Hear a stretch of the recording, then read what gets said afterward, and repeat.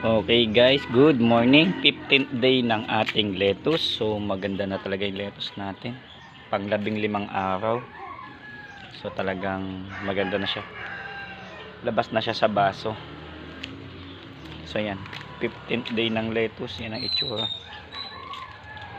So maganda na siya talaga. Marami naman siyang dahon. So hindi na siya mabilang, siguro mga 7. Dahon. So nagdadamihan na yung mga dahon ng 7, 6, mga ganun.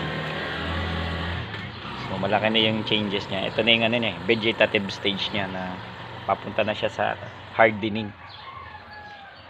Okay. So yan.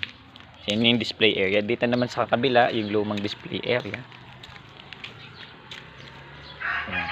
So ganun din parehas. Okay. So ayos na ayos yung ating lettuce Olmeti, no? 15th day po yan, 15th day. So yun, so yan yung update ng ating lettuce. Okay, sige, maraming salamat po.